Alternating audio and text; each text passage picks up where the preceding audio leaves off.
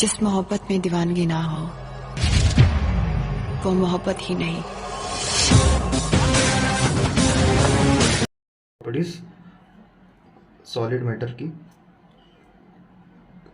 तो ये कुछ टॉपिक्स है जैसे कि फेज चेंज हो गया, लेटेंट हीट हो गया, vapour pressure, sublimation, RH factor और यूटेटिंग मिक्सचर। ठीक है, तो इसमें एक एक करके देख लेंगे।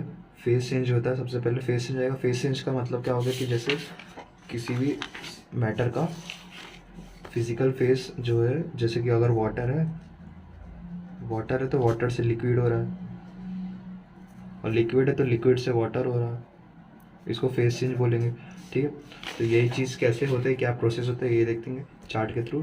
तो ये जैसे कि हमारा सॉलिड है, मान लीजिए सॉलिड, अगर सॉलिड से हम लोग को लिक्विड बनाना है, तो सॉलिड से लिक्विड बनाना है, तो उसके लिए हम लोग क्या करेंगे, सॉलिड को बॉईल करेंगे या मेल्ट करेंगे, सॉलिड को पिघलाएंगे, तो उस प्रोसेस को मेल्टिंग बोलेंगे। इसमें क्या करना पड़ता है, हीट प्रोवाइड करना पड़ता है। और वही लिक्विड से फिर हमें वेपर बनाना है, और फर्दर हीट करेंगे अगर उसको, तो लिक्विड से वेपर बनने के लिए क्या करना होगा, जैसे कि पानी को बॉईल करते हैं तो ऊपर भाप बनता है पानी का, तो वैसे वेपराइजेशन उस प्रोसेस को बोलेंगे, जैसे कि बॉइलिंग हो गया प्रोसेस का नाम। अब अगर वेपर से हमें वापस लिक्विड बनाना है, तो यहाँ वेपर से वापस लिक्विड में चेंज होना किसको, कंडेंसेशन को बोलते हैं।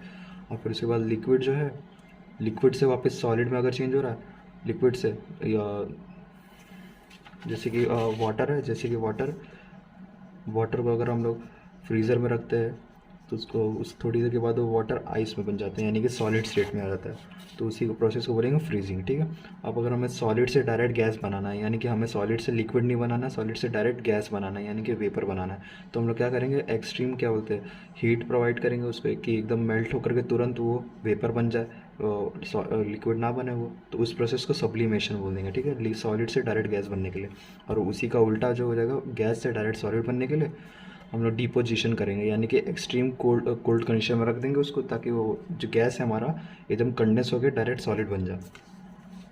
तो अब जो दूसरा टॉपिक है वो है लेटेंट हीट। लेटेंट हीट बहुत बार हम लोग ने नाम सुना होगा, लेकिन मोस्टली फिर भूल जाते हैं सब कि लेटेंट हीट होता क्या है।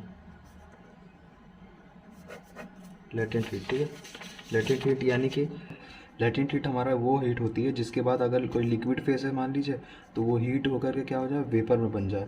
यानी एक ऐसा पॉइंट होता है, एक ऐसा टेम्परेचर होता है मिनिमम, जिसके बाद जो है किसी लिक्विड का फेस जो है वो चेंज होकर के गैसियस स्टेट में बन जाए, उसी को लेटेंट हीट बोलेंगे। यानी ऐसी हीट की टेम्परेचर जिसके बाद किसी लिक्विड का फेस चेंज हो जाए। अब सब्लिमेशन जो प्रोसेस थी हमारी क्या थी, सॉलिड टू गैस, गैस बनने वाली सॉलिड टू गैस, वही अब देखेंगे सब्लिमेशन की प्रोसेस में क्या दिया हुआ। ठीक है, तो सब्लिमेशन में ये चार्ट है, जैसे डायग्राम, जैसे यहाँ पे अगर हम ये टेम्परेचर का हमारा चार्ट है, इस साइड अगर जाएंगे तो टेम्परेचर बढ़ेगा, इस साइड जाएंगे तो प्रेशर बढ़ेगा। ठीक है, तो ये चार्ट हमें क्या दिखा रहा है कि जैसे अगर सॉलिड है, सी हमारा सॉलिड है, बी हमारा लिक्विड है, और ए हमारे गैस है। ठीक है, तो अब देखिए जैसे सी सॉलिड है, तो यहाँ पे क्या हुआ, अगर यहाँ से जीरो से स्टार्ट करेंगे, हल्का सा टेम्परेचर देंगे और हल्का सा प्रेशर देंगे। ठीक है, तो जो हमारा स्टेट है वो हमारा सॉलिड में आ जाएगा, यानी कि सॉलिड स्टेट, ये सॉलिड स्टेट होगा ये। अगर सॉलिड से हम लोग स्टार्ट करेंगे, सॉलिड से अगर हम लोग इधर जाएंगे, यानी टेम्परेचर देते जाएंगे अगर उससे, और प्रेशर भी लगाते जाएंगे, तो वो क्या बन जाएगा हमारा, और आगे जाते जाते हमारा गैस बन सकता है, और गैस बन सकता है। और नहीं तो एक ऐसी पॉइंट पे आ जाएंगे हम लोग जहाँ से अगर हम लोग टेम्परेचर को कांस्टेंट रख देंगे और प्रेशर को रिड्यूस करते जाएंगे, तो हमारा जो सॉलिड है वो क्या बन जाएगा, लिक्विड बन जाएगा। ठीक है, और अगर इस पॉइंट से हम लोग टेम्परेचर और बढ़ाते जाएंगे, प्रेशर भी बढ़ाते जाएंगे, तो हमारा क्या सॉलिड जो है गैस बन जाएगा। ठीक है, तो ये एक ऐसा पॉइंट है, सब्लिमेशन पॉइंट बोलेंगे, या फिर इसको इक्विलिब्रियम पॉइंट बोलेंगे, या फिर इसको क्रिटिकल पॉइंट भी बोल सकते हो। ठीक है, तो ये एक ऐसा पॉइंट है जहाँ से हम किसी भी मैटर को किसी भी स्टेट में हम लोग ट्रांसफ़र कर सकते हैं, यानी किसी भी फेज़ में हम लोग चेंज कर सकते हैं। अगर हमें यहाँ पे इस पॉइंट पे आ गए, तो अगर हमें गैस में चेंज करना है, तो सिर्फ इसमें क्या करेंगे, टेम्परेचर और प्रेशर दोनों बढ़ा देंगे, तो हमारा गैस बन जाएगा। और अगर टेम्परेचर कांस्टेंट कर देंगे और प्रेशर बढ़ा देंगे, तो वो लिक्विड बन जाएगा। अगर टेम्परेचर कांस्टेंट कर देंगे, प्रेशर रिड्यूस कर देंगे, तो हमारा वापस सॉलिड बन जाएगा। तो ये ग्राफ है, नॉर्मल सिंपल सा ग्राफ हो गया ये, प्रेशर और टेम्परेचर का सब्लिमेशन बोलते हैं इसको। अब तो वेपर प्रेशर क्या होता है, देखिए वेपर प्रेशर क्या हो गया, जो अगर हम लोग बॉईल कर रहे कोई चीज़ वाटर में, तो उसका जब भाप आता है तो जो वॉल के ऊपर जो प्रेशर लगाएगा, वॉल के ऊपर जो ये वेपर बनता है जो, उसी को वेपर प्रेशर बोलेंगे। लेकिन इसका साइंटिफिक अगर कोई एक्सप्लेनेशन दिया जाए कि साइंटिफिक इसका डेफिनेशन क्या होगा, तो साइंटिफिक डेफिनेशन आता है कि जैसे अगर कोई वॉल है, ठीक है, ये वाटर है, वाटर से जो प्रेशर आ रहा है यानी कि रेट ऑफ इवापोरेशन, ठीक है, यानी कि जो जितना वाटर इवापोरेट हो रहा है और जितना वाटर कंडेंस हो रहा है, ठीक है, और जितना वाटर वापस कूल डाउन हो रहा है यानी कंडेंस हो रहा है, यानी कि जितना प्रेशर इस वॉल पे लग रहा है और इस पे जो ड्रॉपलेट्स होंगी वो जितना कंडेंस हो रही है, यानी कि वाटर में वापस चेंज हो रहा है, ठीक है। अगर ये दोनों का रेट जो होता है रेट ऑफ इवापोरेशन, यानी कितने रेट पे ये जा रहा है इवापोरेट और कितने रेट पे वापस कंडेंस हो जा रहा है, ठीक है। इसीलिए देखिए ये क्या हो गया, साइंटिफिक अगर देखा जाए तो at equilibrium rate of evaporation equals to rate of condensation, ठीक है। जब rate of evaporation rate of condensation के इक्वल हो जाएगा तो उसी को वेपर प्रेशर बोलेंगे, ठीक है। तो अब केमिकल प्रॉपर्टीज़ पे आते हैं, केमिकल प्रॉपर्टीज़ पे आ जाते हैं, फिजियो केमिकल प्रॉपर्टीज़, ठीक है। तो इसमें क्या क्या है देखो, जैसे रिफ्रैक्टिव इंडेक्स हो गया, Snell's law, optical activity, dipole movement और डाइलेक्ट्रिक कांस्टेंट और डिसोल्यूशन कांस्टेंट, ठीक है। बहुत ईजी है। तो रिफ्रैक्टिव इंडेक्स क्या होता है, रिफ्रैक्टिव इंडेक्स जैसे कि अगर हमारी लाइट है तो लाइट अगर एयर में ट्रैवल कर रही है और लाइट वाटर में ट्रैवल कर रही है, ठीक है, तो जो लाइट की स्पीड होगी एयर में और लाइट की स्पीड जो होगी वाटर में, ठीक है, उन दोनों का क्या कर देंगे, डिवाइड कर देंगे, यानी कि रेशियो निकालना है बस इसमें। जैसे कि ये है refractive index, air by water अगर लिखा है तो इसका मतलब एयर से पहले एयर में जा रही थी लाइट, फिर उसके बाद वाटर में आ गई, ठीक है। तो इन दोनों का अगर रेशियो निकालेंगे डिवाइड करके तो ये पता चलेगा कि कितना डिफरेंस आया इन दोनों में। वही speed of light in air और अपन speed of light in water, या फिर velocity of light in water.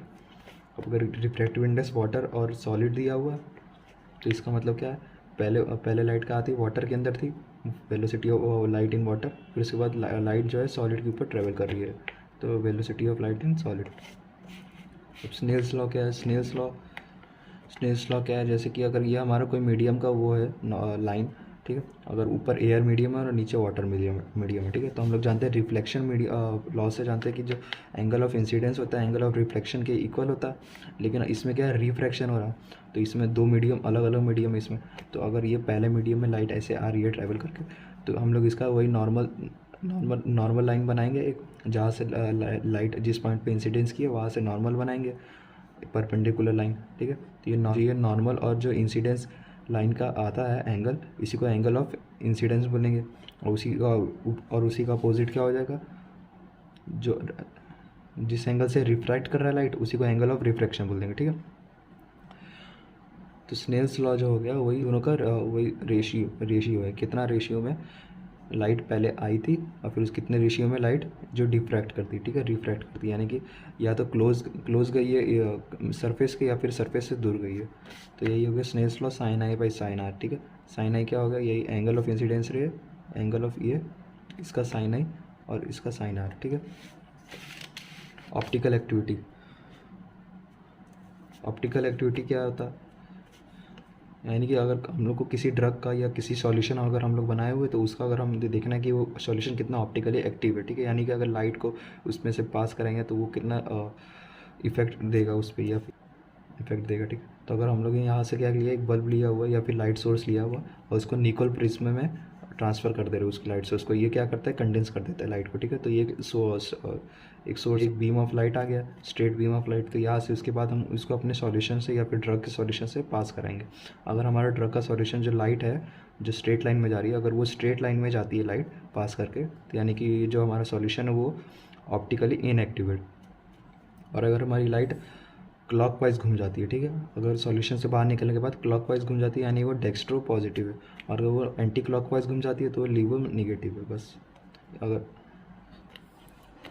तो अब डाइपोल मूवमेंट क्या होता है, डाइपोल मूवमेंट में हम लोग जानते हैं कि जैसे कोई पोलर मॉलिक्यूल है या फिर जैसे कि कोई पहला चार्ज 1 है चार्ज 2 Q1 Q2, अगर चार्ज 1 के पास पॉजिटिव चार्ज है और Q2 के पास नेगेटिव चार्ज है, तो उन दोनों के बीच में कोई अट्रैक्शन लगेगा, फोर्स ऑफ अट्रैक्शन, तो वो अगर जो फोर्स ऑफ अट्रैक्शन लग रहा है तो इन दोनों के बीच में कोई डिस्टेंस भी होगा, बस उसी के रेशियो को हम लोग ने बोलेंगे डाइपोल मूवमेंट, कि जितना फोर्स लग रहा है तो उससे जो मूवमेंट इसमें क्रिएट हो रहा है उसी को जो दो अपोजिट चार्ज से और उनके बीच में कोई डिस्टेंस हो तो उसी का रेशियो को हम लोग बोलेंगे डाइपोल मोमेंट, ठीक है। इसमें क्या हो गया फॉर्मूला, जैसे Q1 है, ये हमारा चार्ज Q1 हो गया, इनटू चार्ज Q2 हो गया, अपॉन में जितना डिस्टेंस हो म्यू उसका साइन हो गया, Q1/Q2 upon D dipole moment. उसी तरह डाइलेक्ट्रिक कांस्टेंट भी है कुलम्स लॉ की तरह, चार्ज के बेस पे Q1 अगर पॉजिटिव चार्ज है, Q2 नेगेटिव चार्ज है, अगर उन दोनों के बीच का डिस्टेंस R है, ठीक है, यानी कि ये R यहाँ से हो गया, ये R यहाँ से इतना आधा, ठीक है, अगर उन दोनों के बीच का डिस्टेंस R है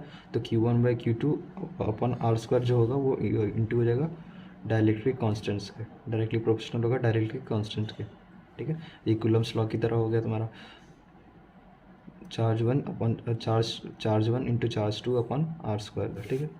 अब डिसोसिएशन कांस्टेंट यानी कितने रेट से वो हमारा जो आयन है वो डिसोशिएट कर रहे हैं हमारे सॉल्यूशन के अंदर, ठीक है, ये देखेंगे। तो H2O है, अगर मान लो रिएक्शन लिया गया H2O जो डिसोशिएट करता है H+ और OH- में, ठीक है। तो लॉ ऑफ मास एक्शन से हम लोग जानते हैं कि जितना रेट ऑफ जो रिएक्शन होती है हमारी प्रोडक्ट अपॉन रिएक्टेंट होगी, ठीक है। यानी कि प्रोडक्ट क्या हमारा H+ और OH- है और जो रिएक्टेंट है H2O, ठीक है। तो यही जो रेट है, तो रेट को हम लोग dx/dt लिख सकते हैं।